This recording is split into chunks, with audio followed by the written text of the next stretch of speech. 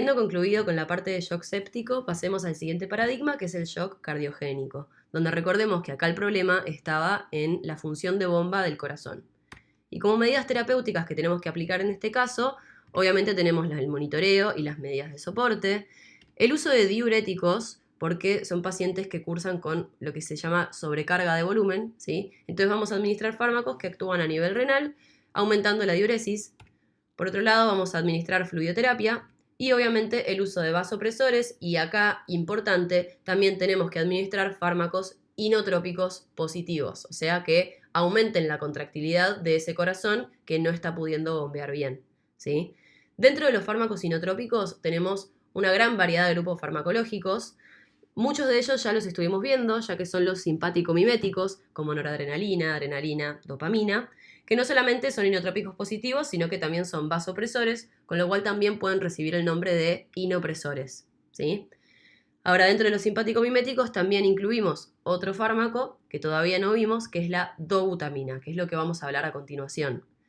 Antes les menciono que existen otros grupos farmacológicos dentro de los inotrópicos, como son los inhibidores de la fosfodiesterasa y los sensibilizadores del calcio, que, una vez más, son fármacos que van a ver con mayor profundidad en fármaco 2. Pasemos a hablar un poco entonces de la dobutamina, ¿sí?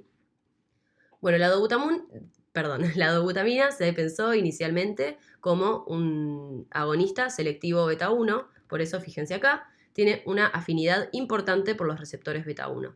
Posteriormente se vio que sus acciones eran un poco más complejas y que también tiene actividad sobre beta 2 y sobre alfa 1, ¿sí? La cuestión con alfa 1 es que la dobutamina es lo que se llama una mezcla racémica. Esto significa que se incluyen dos isómeros de la dobutamina. O sea, tenemos dos formas de dobutamina que comparten una misma composición química, pero tienen distinta estructura. Eso significa que sean isómeros. Lo cual va a llevar a que haya un isómero que actúe como agonista alfa 1, mientras que haya otro que actúe como antagonista alfa 1. Por ende, sus acciones sobre alfa 1 son un poco complejas y por eso fíjense que no son, la afinidad no es tan notoria, ¿sí? Bueno, ahora vamos a traducir la afinidad por todos estos receptores en lo que ocurre a nivel cardiovascular, en los efectos cardiovasculares de la dobutamina. Bueno, fíjense, acá tenemos gasto cardíaco, acá tenemos que pensar principalmente en lo que serían los receptores beta 1, que dijimos que los estimula, con lo cual obviamente va a tener un efecto inotrópico y cronotrópico positivo, lo cual va a llevar a un aumento del gasto cardíaco.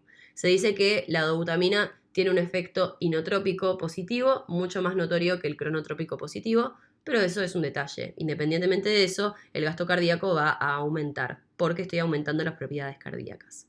Y a nivel de la resistencia vascular periférica, lo que tenemos que tener en cuenta es que puede actuar sobre beta 2 y sobre alfa 1, los cuales ejercen acciones opuestas sobre el tono vascular, con lo cual la resistencia vascular periférica puede disminuir o bien no se altera, ¿sí? Esto porque tengan en cuenta que aparte de la acción sobre beta 2, recordemos que había algunos isómeros de la dobutamina que eran antagonistas alfa 1, lo cual podría explicar por qué en algunos casos disminuye la resistencia vascular periférica, pero a grandes rasgos no sufre mayores cambios. Los paradigmas que dijimos que íbamos a discutir hoy es el shock anafiláctico, que como bien sabrán es aquel que se genera frente al consumo de una sustancia a la cual el paciente es muy alérgico y se genera una respuesta de hipersensibilidad muy exagerada, ¿sí? Probablemente hayan visto películas o series donde hay algún personaje alérgico. Yo les traigo a la memoria, si es que la conocen, una obra maestra cinematográfica que es Entrenando a Papá, donde recuerden que hay una escena que Peyton, la chiquita, consume nueces a las cuales es muy alérgica y se le empieza a cerrar la garganta, dicho en criollo, porque justamente se le genera un edema de glotis que le provoca el cierre de la vía aérea superior. Con lo cual salen corriendo al hospital porque el tratamiento para prevenir este cuadro, que es grave, tiene que ser rápido. ¿Qué es lo que se usa para tratar y para prevenir, si se quiere, el shock anafiláctico? Adrenalina, que viene en formulaciones intramusculares, como es la famosa EpiPen, que es lo que cualquier paciente que tenga alguna alergia grave debería llevar consigo a todos lados para prevenir justamente la aparición de este cuadro. Ahora, ¿por qué se utiliza adrenalina para el shock anafiláctico? Un poco por costumbre.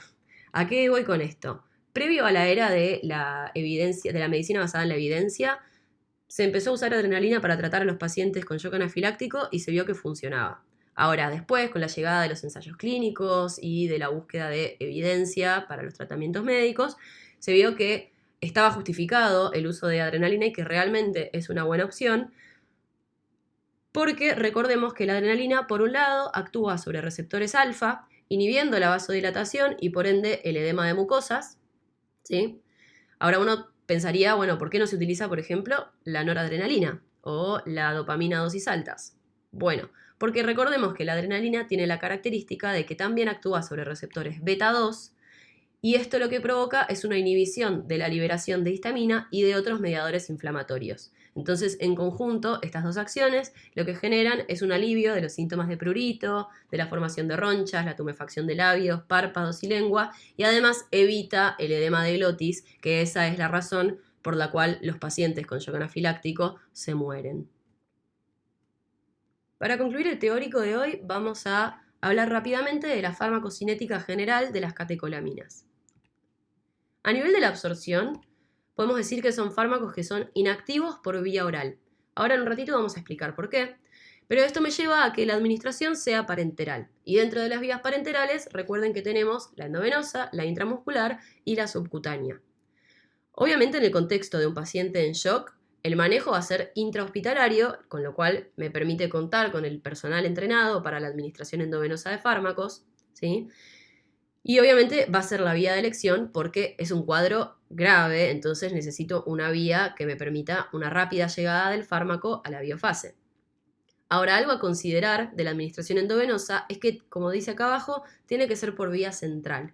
Esto significa que se tiene que administrar en venas de gran calibre, como por ejemplo la subclavia o la femoral.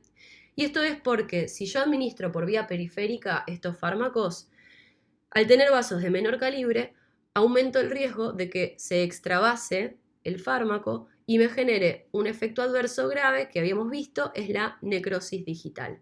Entonces, llévense como concepto que estos fármacos se deberían administrar por vía central, ¿sí?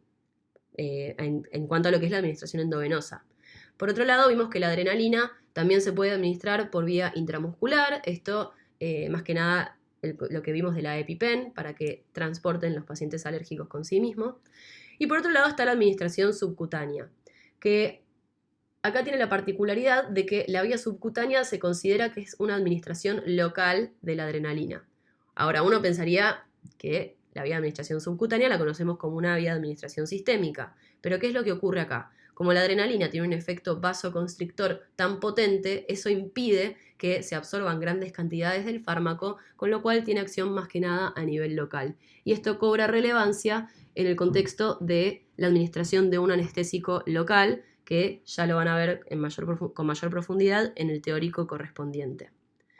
Otra mención aparte para la adrenalina es que es un fármaco que se inactiva al contacto con el aire o con la luz, lo cual es algo a tener en cuenta. A nivel de la distribución, no atraviesan barrera hematoencefálica de manera significativa. Esto resulta beneficioso porque no tendría ningún propósito que actúen a nivel del sistema nervioso central en el contexto de un shock, así que algo positivo. A nivel del metabolismo, las catecolaminas se oxidan por la MAO y la COMT, que son dos enzimas presentes principalmente en el hígado y en el intestino. Y esto explica por qué son inactivos por vía oral. Si yo tengo la enzima encargada de degradar catecolaminas presente en el intestino, eso va a impedir que se absorban cantidades significativas del fármaco y por ende son inactivos, ¿sí?